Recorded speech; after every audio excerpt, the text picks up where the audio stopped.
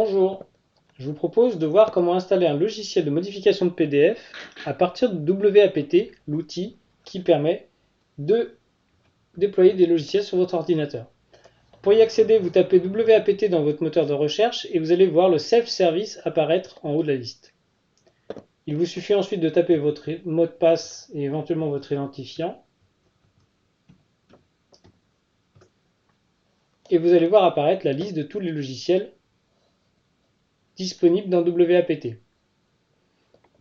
Il se trouve que le premier en haut à gauche est celui qui m'intéresse. Je vais lancer son installation simplement en cliquant sur le bouton vert correspondant. Et pendant qu'il se déploie, je vous propose de regarder rapidement les autres logiciels à votre disposition dans le catalogue. Ce catalogue, vous pouvez demander à ce qu'il soit abondé des logiciels dont vous avez besoin. Mais vous allez déjà trouver de quoi manipuler des images, donc pour l'édition d'images simples et le visionnage des photos.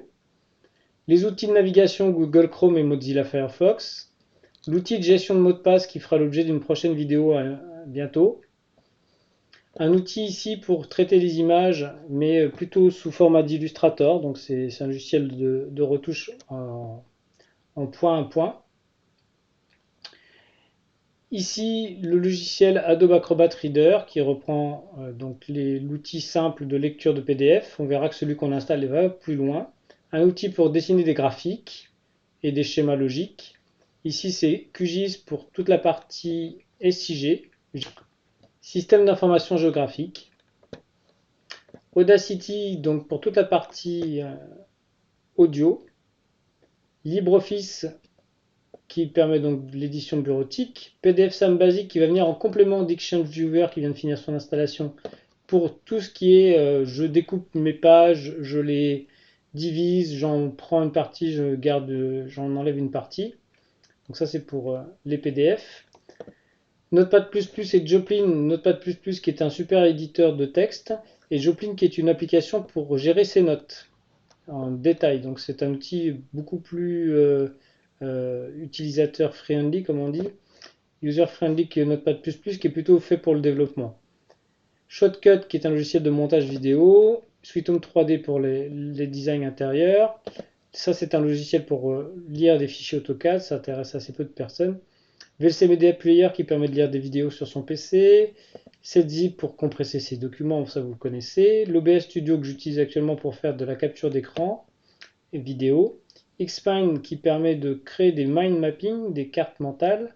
Inkscape qui est un peu comme son petit frère tout à l'heure qu'on a vu, Krita est un logiciel donc de dessin vectoriel. Sumatra PDF qui est le lecteur par défaut qu'on a choisi pour le PDF et Greenshot qui permet donc de faire de la capture d'écran.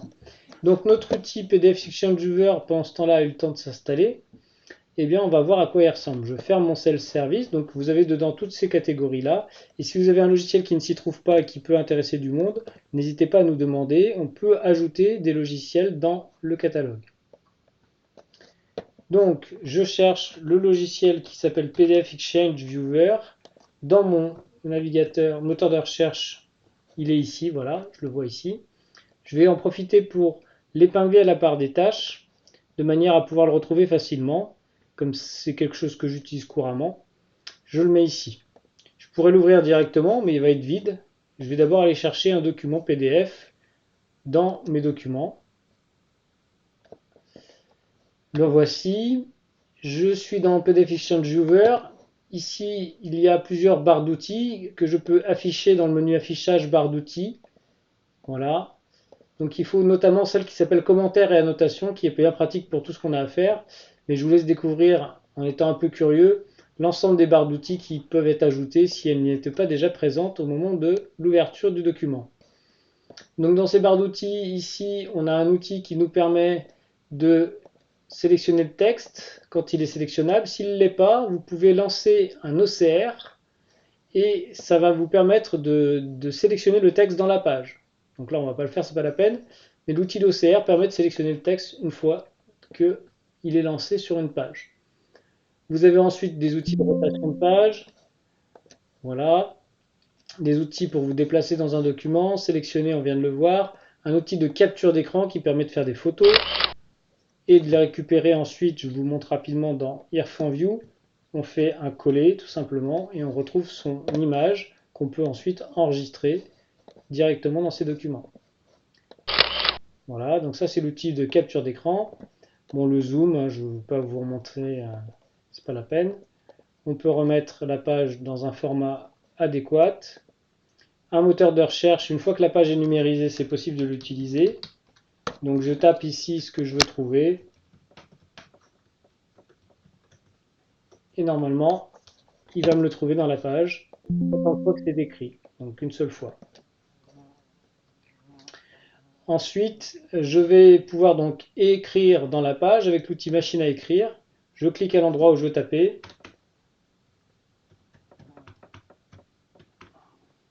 Voilà. Et éventuellement, je peux faire des annotations.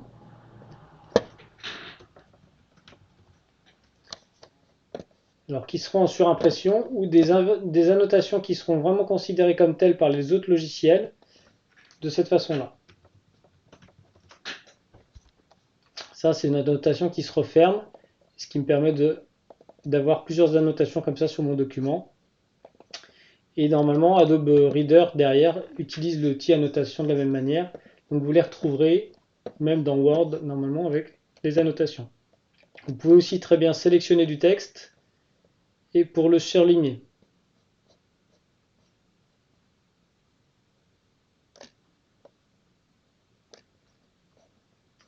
Pas toujours évident avec l'OCR qui quelquefois crée des petites surprises. Mais vous pouvez toujours sélectionner un texte surligné et le supprimer. Simplement avec la touche Supr. Ça peut être pratique quelquefois quand on voit qu'on n'arrive pas à sélectionner vraiment la partie qui nous intéresse. Vous pouvez encadrer du texte. Voilà, utiliser les outils pour souligner, enfin bref, toute la palette qui est à votre disposition. Ça reste un outil assez simple, il n'est pas très récent, mais il permet déjà de faire beaucoup de choses.